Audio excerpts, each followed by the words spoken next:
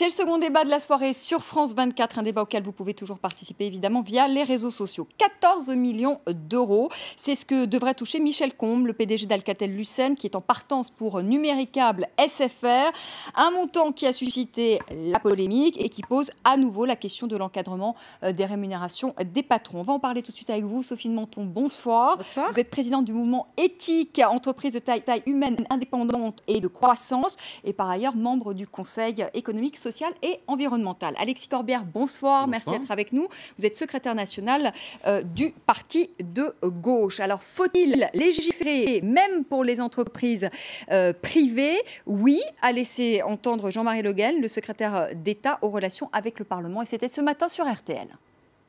Le MEDEF, plus généralement le patronat, ils nous demandent de ne pas intervenir au plan législatif. Ils sont incapables de respecter leur propre code éthique, car il n'y a aucune raison d'avoir des sommes à ce niveau, et de toute façon, il n'y a aucune raison qu'il y ait une auto-valorisation. Sinon, c'est l'apprentissage finalement de l'absence de règles de société. Sophie de Menton, vous êtes une libérale. Est-ce que vous êtes tout de même choquée par ces 14 millions d'euros? Vous vous dites, finalement, il a bien bossé, il a redressé l'entreprise, pourquoi pas? Non seulement je suis choquée, mais je suis furieuse. Parce qu'un type avec son attitude absolument inadmissible provoque les propos que nous venons d'entendre, c'est-à-dire qu'il y a évidemment un homme politique, de quelque bord que ce soit d'ailleurs, qui va se précipiter en disant il faut une loi, il faut interdire, il faut un multiple des salaires. Et donc là, on va arriver à de vraies propositions antilibérales qui n'ont rien à voir avec la réalité. Il y a en France, et je suis désolée parce que j'ai beaucoup d'admiration pour le CAC 40, qui après tout fait des magnifiques boîtes qui sont partout dans le monde et qui font la croissance de tout, mais il y a 40 types qui se cooptent dans des conseils d'administration, qui ont des comités de rémunération qu'on ne voit pas. J'aimerais connaître les présidents des comités de rémunération qui signent ça, j'aimerais connaître leur nom, et qui s'arrangent. Alors il y a toujours, c'est formidable parce que c'est légal. C'est formidable parce qu'il y a toujours d'excellentes raisons qui sont incompréhensibles pour 2,5 millions de patrons d'ailleurs, qui ont risqué quelque chose, qui ont créé leur boîte. Quel risque a pris ce président de société qui a certainement fait du bon boulot, qui a valorisé, il est arrivé pour redresser une boîte, il a quand même viré au passage 10 000 personnes, hein, et on lui donne 14 millions.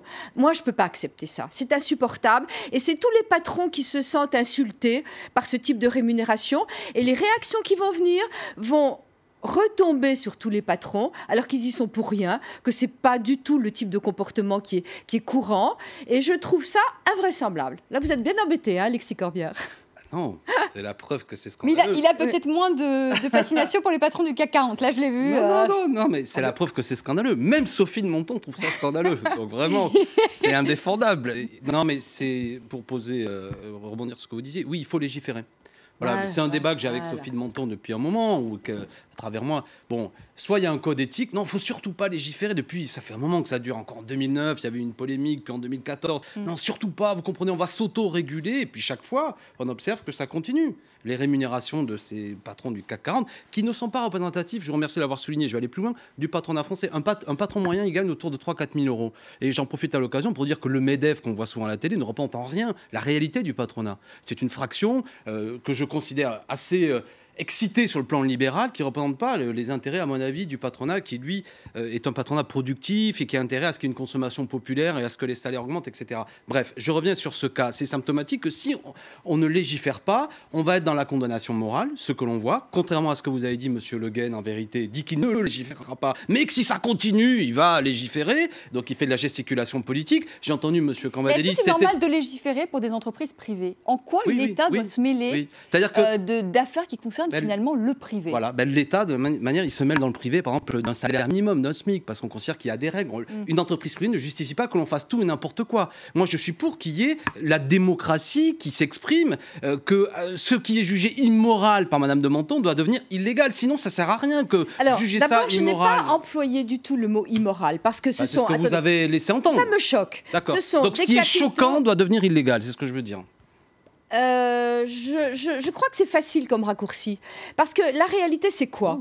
C'est que cette somme est choquante. Elle concerne très peu de gens. Ça arrive Genre, malheureusement, ça arrive bien une fois par an, genre de truc. D'accord. Mais qu'est-ce que 14 millions? Qu'est-ce que 14 millions? Qu'est-ce que vous allez gagner? Qu'est-ce que les gens vont gagner? Qu'est-ce que les salariés vont gagner à ce que ce soit interdit? On est dans un monde... Je peux vous répondre là-dessus? Je finis juste, mais c'est une économie mondialisée. Et c'est vrai qu'il y a des excès partout dans le monde. Et je pense que si la France légiférait en évitant effectivement ces excès... Et alors, au passage... je suis pour l'autorégulation. J'ai claqué la porte de la commission éthique du MEDEF il y a maintenant plusieurs années parce que c'était régi par le code AFEP-MEDEF. Je n'étais pas d'accord parce qu'à éthique, nous avons préconisé d'interdire les rechets de chapeau n'ont pas de raison d'être. Point. On gagne suffisamment d'argent pour faire des économies pour sa retraite. Donc j'avais des positions qui étaient différentes. Mais je crois qu'on donne un mauvais signal à l'étranger. On donne un signal où on a l'impression qu'on va punir. C'est tellement varié.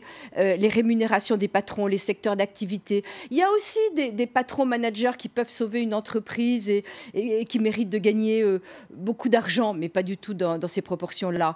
Donc, je crois que c'est un très mauvais signal, que ça ne profite à personne, une loi. Et c'est simplement pour satisfaire une forme je dirais pas de jalousie sociale, parce qu'on peut même pas être jaloux de cette somme, ça n'arrive à personne sauf au loto. Mais je pense que ça satisfait une espèce de revendication. Pourquoi vous prenez le débat comme ça? Moi, je cherche pas, il n'y a pas de jalousie sociale, ça c'est un vocabulaire que je vous laisse. C'est une question, dans une entreprise qui crée la richesse, c'est pas ce monsieur. C'est les brevets, c'est ceux qui travaillent. Et pourquoi eux, qui sont souvent dans des formes de modération salariale, parce que c'est quand même le cas, le salaire médian dans ce pays c'est 1 400 €, pour quelle raison? Donc on demande à ce que, pour tout le monde, il ne s'agit surtout pas d'augmenter les salaires, mais vous avez une minorité de gens, au nom du fait qu'ils s'organisent entre eux, ils s'autorégulent, ils s'autorisent. Non, puisque j'ai raison, et que votre technique, chère Sophie, parce que j'observe ce que vous dites depuis quelque temps, elle a échoué. Donc alors, ça ne fonctionne pas. Elle pourrait marcher. Parce que moi, je touche au bout d'un moment quelque chose qui est... Vous savez, avant de venir, je me disais, mais finalement, le débat, ce que fait ce monsieur Combe, est non seulement immoral, tout ce que vous voulez, mais anticonstitutionnel. La déclaration... Non, mais de mon point de vue, tout à l'heure, le débat qui était intéressant sur l'école, quand vous êtes enseignant, et je suis enseignant, qu'on enseigne la morale, à un moment donné, comment vous justifiez devant vos élèves que quelqu'un, alors que l'article 1, de la Déclaration des droits de l'homme et du citoyen dit « Les hommes naissent libres et égaux en droit et demeurent libres et égaux en droit », on connaît la phrase suivante « Les distinctions sociales ne peuvent être fondées que sur l'utilité commune ». Ça, c'est ce qu'on en prend à nos élèves, à juste raison, parce que nous sommes un pays républicain. Mais ce monsieur Combe, qui en 2 ans, parce qu'en plus, c'est même pas une entreprise qui fonde, c'est un type qui arrive, qui, en quelque sorte, fait augmenter la richesse. Oui, non, mais vous êtes d'accord. Moi, je ne suis pas pour l'impuissance verbale face à ça. Donc, laissez-moi terminer sur une proposition, ce que nous avions dit de façon assez tonitruante, parce qu'il faut que les gens entendent. Dans le débat politique en 2012 notamment, moi, je suis pour qu'il y ait un écart qui ne soit pas supérieur de 1 à 20. Et si celui qui est le plus haut veut s'augmenter, il augmente tout le monde. Je rappelle que dans les années 80, le capitalisme français, qui était déjà un capitalisme actif, il n'y avait pas d'écart supérieur de 1 à 30. Aujourd'hui, en 2015 en France, il y a des écarts supérieurs de salaire en moyenne de 1 à 400. Ça ne sert à personne. Et moi, c'est ce que je dis aujourd'hui, c'est que le partage des richesses est à la base d'une société qui est une société républicaine. Et rien ne justifie le fait qu'il y ait de tant d'écarts. Et puisque vous êtes d'accord avec moi, au bout d'un moment, moi, je ne veux pas verser des larmes de crocodile qui sont finalement des opérations de communication pour dire c'est pas bien, on va faire une nouvelle charte, un nouveau code, tout ce que vous voulez. Non, la loi permet à un moment donné que l'intérêt général s'exprime. Et l'intérêt général, ça n'est pas qu'il y ait des gens qui se croient 400 à 600 fois supérieurs à quelqu'un. C'est indigne. Sophie, je ne connais pas votre valeur, ni vous, chère Vanessa, mais je considère que vous ne valez pas ou que je ne vaux pas 20 à 50. Joueur de foot non plus. Mais c'est pas le sujet. Mais on est d'accord. Mais on est d'accord. Justement, Anthony Martial. Hallucinant. Mais moi, je vois hallucinant. Personne dit c'est une honte. Si, nous l'avons dit combien de fois, notamment, j'ai encore en mémoire des interviews. Pardon, voilà. Alors, écoutez-moi, le peuple, je le dis ici, effectivement, ce sport. Alors, je vous le dis, moi, le peuple. Non, mais et nous sommes d'accord. Mais c'est intéressant parce que je parlais de la jeunesse notamment. Ces sportifs que l'on montre un exemple pour nos jeunes, ils sont devenus en quelque sorte, à leur corps défendant, j'ai envie de dire, la vitrine d'un système qui est immoral. Moi, je relisais, c'était une phrase de Camus. Je veux pas être. Non, mais je veux pas être. C'était Camus qui disait. disait à l'époque que c'était le football qui lui avait appris la morale. Aujourd'hui, le football tel qu'il est, au contraire, nous apprend une forme d'immoralité. Alors, quel que soit le talent sportif. Ne mettez pas quand même. Je ne suis pas d'accord, mais ça, on ne va pas discuter là-dessus. Non, mais rien justifie qu'un gamin. L'immoralité n'est pas là. Il y a un gamin, si. tout le monde se bat pour le vendre, entre guillemets, ou pour lui donner de l'argent. C'est choquant, ce n'est pas immoral. Ce n'est pas contre la morale, c'est légal. Non, mais moi, à titre personnel, ça fait 2 fois. Non, mais je voudrais être précis là-dessus. Moi, je considère, au risque de vous choquer, que dans une société républicaine, il y a de la morale républicaine. Oui, et notamment, je crois en l'égalité entre les citoyens. On est dans le privé. Bon, mais c'est bien la preuve que votre privé, il est contraire au principe républicain. L'économie a connu une course, une accélération, etc., mondiale qui est tout à fait différente. Mais pour répondre à ce que vous disiez, j'ai demandé au MEDEF, et ça a été suivi des faits, c'était François Fillon à l'époque, j'ai écrit au Premier ministre en disant il faut un haut comité des rémunérations. Et à ma grande satisfaction, il avait répondu, il avait probablement cette idée en même temps, mais il avait demandé au MEDEF, exigé de Laurence Parisot, qui est un haut comité de rémunération. Ça ne marche pas. Attendez. Ce haut comité ne fait rien. D'accord. Mais il était censé faire quoi, Sophie, pour qu'on comprenne bien pour nos téléspectateurs. Alors, ce haut comité de rémunération. Premièrement, il était supposé, parce que ça marche très, très bien, ça, que un patron soit sanctionné, entre guillemets, ou limité par ses pairs, parce qu'on est dans un monde qui se coopte, etc. Oui. Et donc, quand il y avait, c'était Bébéard, qui était président de ce comité, simplement, ils avaient décidé qu'ils ne pouvaient pas s'auto-saisir. Donc, ils attendaient tranquillement dans leur fauteuil que quelqu'un vienne leur dire avant, voilà ce qui se passe. Madame de Mentor, votre démonstration est intéressante. Vous démontrez par vous-même que cela ne marche pas. Ça peut marcher. Oui, d'accord, très bien. Dans un monde idéal où vous... Alors des gens... Non, mais attendez, des gens qui peuvent s'auto-augmenter ne vont pas le faire. Mais qui croit à ceux qui nous regardent? Alors, mais est-ce que le MEDEF n'a pas un rôle justement à jouer finalement? L'État joue un rôle dans le service public en plafonnant les rémunérations à 450 000 €. Pourquoi est-ce que le MEDEF ne ferait pas le même rôle finalement que fait l'État avec les entreprises publiques? Alors, je vais vous répondre pourquoi. Parce que pour commencer, le MEDEF est financé pratiquement par la FEP, qui est l'Association des grands patrons français, où ils sont effectivement très nombreux. Encore une fois, je ne les critique pas et je les admire parce qu'ils ont créé quand même des boîtes extraordinaires. Mais ils sont dans un monde différent. Et en particulier, si vous limitez totalement le salaire des patrons, etc., ils iront en prendre à l'étranger. On est dans un monde mondialisé. Madame de Menton, mais que M. Combes aille à l'étranger, il n'y a pas de problème. Alcatel, Lucent existait avant lui, existera après lui. Et je considère que dans cette entreprise, il y a des ressources. J'aimerais bien savoir combien gagne le patron de Nokia qui a absorbé. Il ne va pas à l'étranger, il va essayer de faire... Non mais cet argument d'autorité, et de toute manière, nous amènerait à ce qu'à ce principe, sur toutes les questions, on ne fait rien. Nous sommes la France, nous sommes une grande puissance. D'abord, on ne fait rien. Vous avez tort, vous savez pourquoi? Parce que l'image est tellement importante aujourd'hui, qu'elle contribue au cours de bourse. Et que le scandale, vous allez voir qu'il va se passer quelque chose. Nous avons Emmanuel Macron qui a convoqué quand même Patrick Combes, qui a demandé qu'il se passe quelque chose. Je pense que l'image... Qu'est-ce qui va se passer, vous pensez? Vous pensez qu'il va rendre l'argent? Rien. Qui va dire, en tout cas, il ne l'a pas encore touché. Rien se passer. Mais je ne vais pas prendre l'argent. Alors, d'abord, est-ce que c'est possible? Je me pose la question. Je pense que d'abord, cet argent a été conditionné à un succès sur 3 ans du cours de bourse, que je ne comprends déjà pas, parce que de toute façon, c'est Nokia qui a pris 100%, donc c'est Nokia qui va gérer.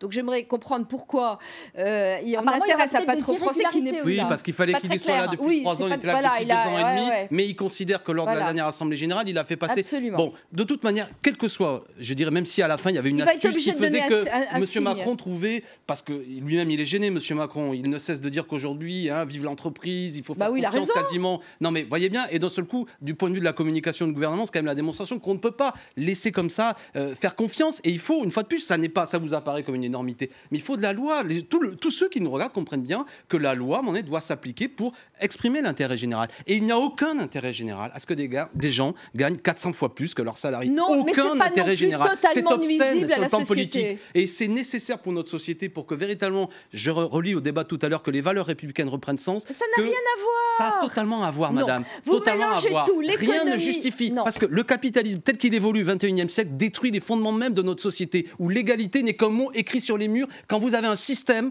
aujourd'hui qui justifie cela, c'est nouveau. Je le répète, dans les années 80-90, ça ne fonctionnait pas comme ça. Ce système est devenu fou. C'est même le pape François qui l'a dit en Bolivie. Il ne cesse de dire arrêtez l'idole d'argent.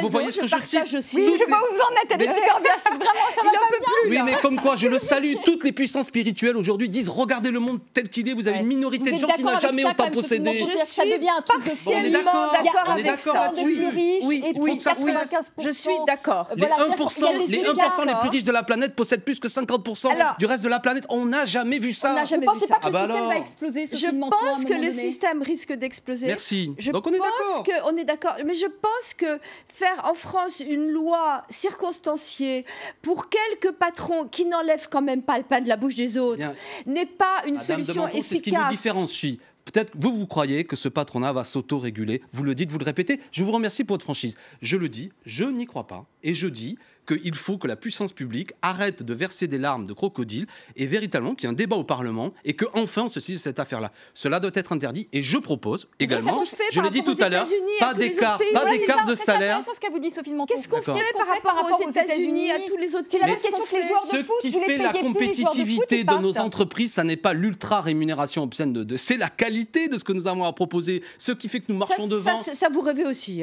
Ah bon, mais pas du tout. Mais pardon. La compétition et la compétitivité. Mais vous permettez. Mais ce qui rend compétitive une entreprise, c'est pas que son patron et que son conseil d'administration avec des salariés formidables, et un mauvais patron qui prend de mauvaises décisions, elle se plante. Ça n'a aucun rapport. Mais d'ailleurs, ce monsieur Combe a pris des mauvaises décisions également, et je considère une mauvaise décision de supprimer 15 000 emplois. 10 000. Non, 15 000 et 700 en France. Non. Les chiffres des organisations syndicales, c'est 15 000 et 700 en France. Je crois plutôt les chiffres normaux. Quand bien même, ce serait 10 000. Allez, je vous le laisse. On est d'accord. C'est ça, entre guillemets, la bonne décision. Mais Sophie de Menton vous dit aussi qu'un patron, c'est aussi celui qui fait tourner l'entreprise et qu'un mauvais patron, même s'il a les meilleurs salariés de la boîte, et moi, je m'adresse à tous ces patrons qui sont à 4 000 € par mois et qui n'ont rien à voir avec ce type, ce monsieur Combe. Et je le dis, ce type de manière un peu vulgaire, parce que je pense qu'un patron, un vrai patron qui a du souci, qui a vraiment des difficultés, auxquelles les banques, en plus, ne prêtent pas d'argent aujourd'hui, parce que c'est ça la réalité des patrons, qui sont des vrais patrons productifs, il n'a rien à voir avec ce bonhomme moi, je fais une demande qui, lui, à monsieur vagabonde au niveau au nom du patronat, qu'il renonce au moins partiellement et qu'il fasse un geste extrêmement significatif sur cette rémunération. Que vos belles paroles à leur adresser. Non. J'aimerais que... Mais ça ne marche pas. Je le répète, on a déjà eu... Il y a eu des patrons qui ont renoncé à ça, qui ont renoncé... Oui. Il y a aussi des poissons volants, mais ce n'est pas la majorité du genre. Bilger a renoncé complètement devant ce que ça a suscité. Il a renoncé complètement à sa retraite chapeau et il a été exemplaire et ça peut arriver. Et je pense qu'on a un problème mondial et je pense que cette espèce d'excitation franco-française sur nous avec un multiple qui ne peut pas exister, parce qu'un multiple, ça ne peut pas exister. Les secteurs sont tellement différents. La nature de l'entreprise est tellement différente. Il y a d'autres façons. Par exemple, c'est une forme de délinquance et face à la délinquance, il faut agir. Non, on ne peut pas dire que c'est une délinquance. Monsieur Combe, je considère que ce monsieur, qui il y a quelque temps d'ailleurs avait dit qu'il refusait, qu'il renoncerait à sa retraite chapeau de 2,5 millions d'euros aujourd'hui, dans la discrétion de l'été, faire modifier une assemblée générale pour avoir, lui, pour partir en plus, pour continuer sa carrière. Et modifier sa clause de non-concurrence. J'assume mes propos, c'est une forme de délinquance. Alors ça, c'est pas bien. Oui, voilà, où on truc, voilà. Franchement, c'est indécent. Donc ça, pardon, mais il doit être sanctionné. Vous utiliseriez aussi ce terme, une forme de délinquance quand même, parce que quand même de modifier en effet les textes pour pouvoir faire au bout de 2 ans et pas de 3 ans. Un manque d'éthique. Il est légal. Non mais la délinquance, c'est quand ça sort du légal. Alors je suis désolée, ce qu'il a fait est légal. Peut-être. Non, c'est pas un délinquant. On peut pas dire ça. Non mais en plus, j'utilise ce mot de manière provocatrice, on s'est compris. Mais c'est pourquoi. Oui, mais enfin, on a des téléspectateurs qui vont dire après que c'est un délinquant, c'est pas un délinquant. Non mais moi, ce que je considère, c'est que quand effectivement, vous vis-à-vis de notamment des gens, vous prenez des engagements moraux et que vous les tenez pas, au bout d'un moment, effectivement, vous êtes dans quelque chose qui n'est pas correct. Mais j'aimerais terminer là-dessus. Moi, j'ai une proposition qui est cet écart de 1 à 20. Discutons-en à l'avenir. Que certains me disent c'est trop, pas assez, j'en sais rien. J'ai été auditionnée à l'Assemblée nationale. Parce que ça, c'est intéressant. Créons des cercles vertueux. Auditionné par votre parti, parce que effectivement, en disant comment on fait, quel est le coefficient. Est-ce qu'on pourrait limiter les salaires? C'est juste pas possible. Je sais pas. Mais non, c'est pas possible. Ça tient pas la route. C'est décourageant. En plus, c'est profondément. Attendez, ça décourage qui? Alors là, vous allez aboutir dans une autre forme de déséquilibre. Parce qu'il y aura les types qui ont monté leur boîte. Moi, j'ai monté la mienne. Et si je gagne beaucoup d'argent, malheureusement, ça n'a pas été le cas, mais si j'avais gagné beaucoup des sommes astronomiques de ce niveau-là... Madame de Menton, moi, mon salaire maximum, c'est 30 000 € par mois. Non, je finis juste. C'est pas le sujet. Le sujet, c'est qu'il y a les créateurs d'entreprises. Ils ont droit à tout. Ils ont tout créé de zéro. Ils ont pris tous les risques. Et il y a le manager, qui est un type qui peut être très compétent à faire gagner sa boîte, qui n'a pas risqué un centime, pas une plume, et qui... Ça, c'est Michel Comba. C'est Michel Combes. Michel Combes. Merci à tous les deux d'avoir participé à ce débat. Vous restez avec moi si vous le voulez bien. Tout de suite, un œil sur les médias avec Steven Jambeau.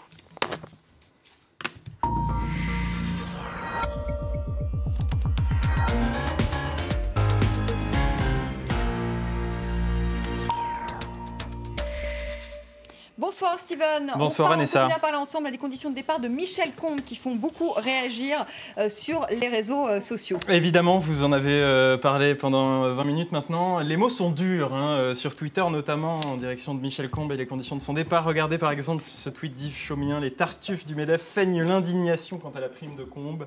Arrêtez de nous prendre pour des... Je vous laisse lire. Un autre commentateur qui écrit « Combes, 3 ans chez Alcatel, 14 millions d'euros. Cette somme correspond à 960 années du montant de ma retraite annuelle. » D'autres ont choisi une petite image animée. Michel Combes quitte Alcatel en touchant près de 14 millions d'euros. Son message aux smicards et aux chômeurs, je vous laisse voir.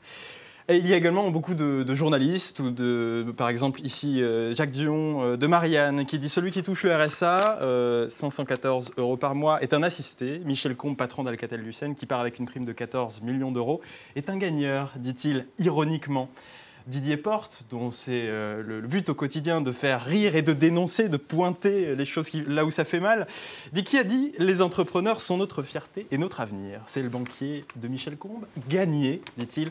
Cette phrase, elle a tout simplement été prononcée par un certain Emmanuel Macron. Ça avait été d'ailleurs tweeté sur son compte officiel. Il a prononcé ça durant l'université d'été du MEDEF. Les entrepreneurs sont notre fierté et notre avenir.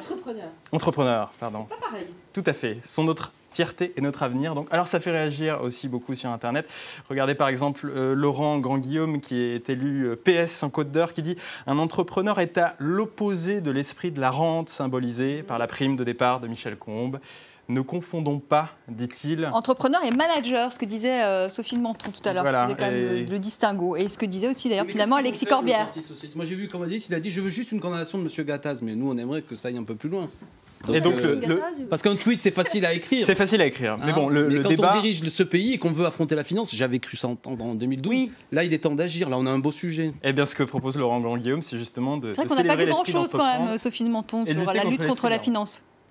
Non mais attendez, c'était tellement stupide que heureusement le principe de réalité est venu et je préfère avoir un président de la République qui ne tienne pas c'est même pas une promesse, une assertion de ce type et qui se rende compte que c'était absurde de le dire. Donc j'observe qu'il y a 8% de gens qui soutiennent encore M. Hollande, dont Sophie de Menton. Et donc, c'est une bonne nouvelle. M. Macron. Juste pour terminer, c'est peut-être la même chose finalement. Juste pour terminer là-dessus, je vous invite à lire une analyse, en tout cas une opinion partagée sur le site des décideurs du Figaro. L'affaire Michel Combes est révélatrice du divorce entre l'opinion et les dirigeants, justement. Ça, c'est vrai. Qui ne comprend pas, et les dirigeants qui, d'un autre côté, disent voilà, tout cela, ça a fait marcher l'entreprise, nous avons sauvé des emplois d'une certaine façon, et ça fait aussi marcher l'économie française. Donc, une partie finale de cette somme est justifiée. Voilà, donc c'est le débat autour de ces questions-là. Une partie. Une petite partie. Non, mais c'est vrai qu'on a un sentiment d'une oligarchie, moi j'utilise ce terme, de gens qui se cooptent entre eux, qui décident entre eux, et c'est très intéressant comme sujet, c'est un sujet très politique. On a un peu échangé là-dessus, très politique, sur est-ce que véritablement ils ont le droit, comme ça, sans aucun contrôle. Je crois que je me suis exprimé clairement sur le fait que je crois là-dessus. Qu'il faut légiférer. Qu'il faut légiférer, sinon on est impuissant et on passe des soirées à s'indigner, et puis ça n'a aucune conséquence, hélas. Je ne pense pas qu'il faille légiférer, que la loi est une entrave et ensuite vous allez légiférer pour des types qui sont à la tête de ces entreprises. Et alors là, il y aura un scandale parce que les patrons qui auront monté leur boîte, les vrais entrepreneurs, eux, auront droit de gagner, ce qui me paraît légitime, ce qu'ils auront gagné grâce à leur initiative. Donc vous allez créer encore un nouveau clivage. Allez, un mot sur la rentrée scolaire, Steven. Oui, alors la rentrée scolaire, aujourd'hui, on l'a vu partout sur les réseaux sociaux avec des images comme celle-ci d'un jeune garçon de 6e, l'excitation de l'enfant, le choc des parents, a ainsi tweeté Justine Rist. On a vu une rentrée aussi des Français à l'étranger, par exemple le consulat français à Jérusalem qui a tweeté une photo. C'est la rentrée au lycée français de Jérusalem, 320 élèves retournent à l'école ce matin. Aussi, des collégiens ou des lycéens, regardez Sophie, elle a 16 ans, elle dit dans 1 jour c'est la rentrée, dans 48 jours c'est les vacances, dans 116 jours c'est Noël et dans 310 jours les vacances d'été. Les ministres ministres, membres du gouvernement étaient évidemment sur le terrain. Regardez, Najat Vallaud-Belkacem était sur place et a tweeté « Bonne rentrée aux 12 millions d'élèves qui reprennent ce matin le chemin de l'école ». Manuel Valls a aussi eu ces bons mots « Heureux d'être avec les jeunes évriens pour la rentrée. L'école, c'est l'émancipation, l'égalité, la République ». Du côté des Républicains, on était également, comme Bruno Le Maire, pour certains, avec ses enfants, en route pour l'école. Une pensée pour tous les enfants, parents et enseignants, a tweeté Bruno Le Maire. François Fillon, lui, a eu un billet sur son blog pour également insister sur les valeurs de l'école, etc. Nicolas Sarkozy... Vous prenez ça un peu...